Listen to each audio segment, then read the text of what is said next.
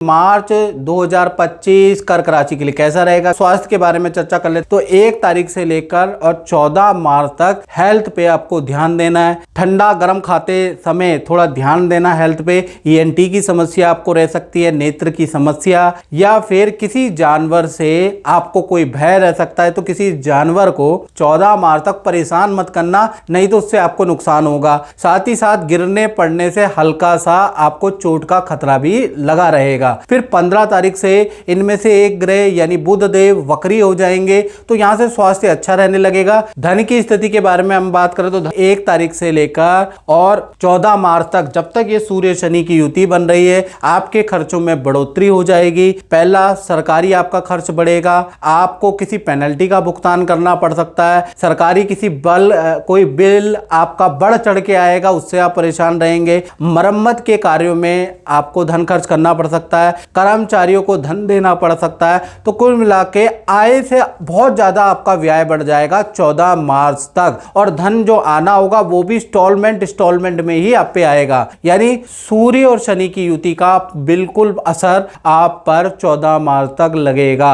और 15 तारीख से सूर्य देव अष्टम भाव से निकल के नवम भाव में आ जाएंगे, यानी मीन राशि के अंदर ट्रांजिट कर जाएंगे। अब जैसे ही नवम भाव के अंदर आ जाएंगे, आपका धन संबंधी कोई डील बनेगी, उससे अच्छा धन लाभ आपका होगा। रुका हुआ धन का आपको लाभ होता हुआ नजर आ रहा है। सूर्य नवम में आने से विदेश संबंधी काम में आपको लाभ होगा, यानी कि विदेशी कोई व्यक्ति से या विदेश से आपको कोई डॉलर में इनकम का लाभ होता हुआ नजर आ रहा है, या इन्वेस्टमेंट से कुछ लाभ होगा। बात करें आपके परिवार भाव की, तो परिवार भाव के स्वामी है शुक्र, चतुर्थ भाव के स्वामी शुक्र है, और शुक्र इस समय नवम भाव के अंदर शुक्र राहु चंद्र और बुध की युति, इन चंडाल चौकड़ी की युति है। इसमें शुक्र वक्री हो जाएंगे 2 मार्च से, तो 2 मार्च से लेकर और 25 मार्च तक शुक्र वक्री होने से परिवार के अंदर खुशियों का माहौल होगा। परिवार में कोई सदस्य का रुका हुआ काम बनेगा, घर में मिठाइयां बटेगी, और परिवार के साथ में जो भी गिला शिकवे से वो दूर होते हुए नजर आएंगे, और परिवार के साथ में समय बिताने को मिलेगा।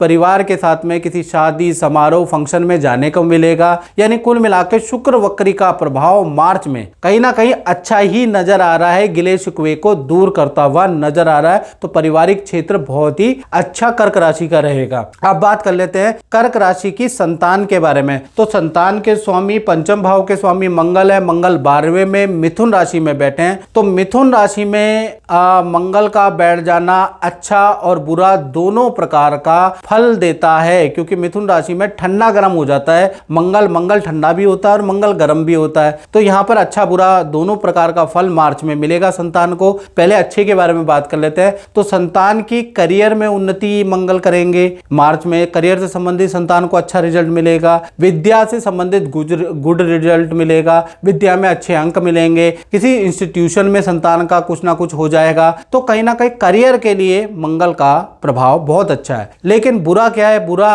रहेगा संतान को फोड़े फुंसी होगी, संतान को चोट लग सकती है, संतान का स्थान परिवर्तन या कहीं एडमिशन होगा, तो परिवार से दूर जाने का बड़ी संतान का योग बन सकता है। यानी कहीं ना कहीं संतान को हेल्थ की प्रॉब्लम और कहीं ना कहीं उनका स्थान परिवर्तन का योग मार्च से ही एक्टिव होता हुआ नजर आ रहा है। तो कुल मिला के संतान को अच्छा बुरा रिजल्ट मार्च में मिलेगा। अब बात कर लेते हैं विद्यार्थियों के बारे में, स्टूडेंट छात्र के बारे में बात करें तो भाई मार्च के महीने में मंगल का जो मिथुन राशि में 12वें में बैठे ना, इसका प्रभाव स्टूडेंट लोग आप पे पड़ेगा।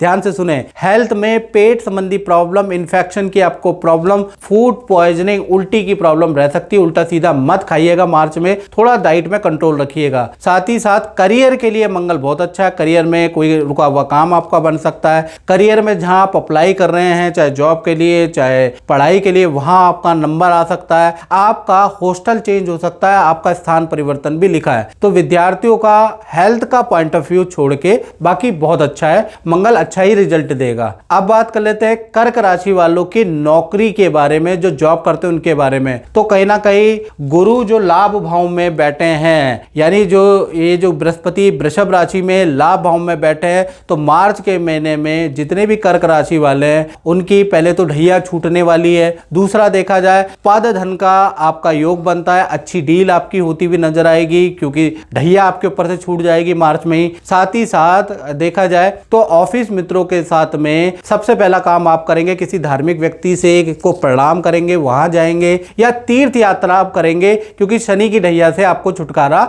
मिलता हुआ नजर आ रहा है। तो कुल मिला के मार्च का महीना करियर की दृष्टि से, नौकरी की दृष्टि से धन भी देगा और अच्छी पावर में भी आपको बनाएगा और आपको पद का लाभ भी देगा और आपकी अच्छी सेल होती हुई नजर आएगी और शनि का जो बुरा साया था वो टाटा बाय बाय आपके जीवन से हो रहा है। इसी प्रकार से अब हम बात कर लेते हैं कर्क राशि के दाम्पत्य जीवन के बारे में, यानी सप्तम भाव, इसे दाम्पत्य जीवन कहते हैं, इसे लव लाइफ कहते हैं। इसके भाव के स्वामी अष्टम भाव में सूर्य शनि बैठे हैं, तो कहीं ना कहीं चाहे पति पत्नी हो, प्रेमी प्रेमिका हो, 1 से लेकर 14 मार्च तक, जी हाँ 14 मार्च तक सूर्य शनि की युति अष्टम भाव में बनी रहेगी। यानी कि आप दोनों पार्टनर में, पति पत्नी में, प्रेमी प्रेमिकाओं में छोटी छोटी बातों को लेकर अनबन रहेगी, छोटी छोटी बातों को लेकर आप दोनों लड़ते रहेंगे। नहीं लड़ेंगे तो आपके पार्टनर को सूर्य शनि की युति से हेल्थ के इशू रहेंगे, यानी कि किसी को हेल्थ के इशू रहेंगे तो उनमें बन जाएगी और जिनमें नहीं बनेगी, जिनकी हेल्थ ठीक रहेगी उनकी बनेगी नहीं। तो कुल मिला के या तो वाद विवाद रहेगा या हेल्थ के इशू रहने वाले हैं। तो ऐसा रहेगा कहीं ना कहीं 14 मार्च तक। 15 मार्च से ये सूर्य शनि की युति टूट जाएगी, सब कुछ ठीक हो जाएगा, रिलेशन पहले की से भी अच्छा बेहतर होगा।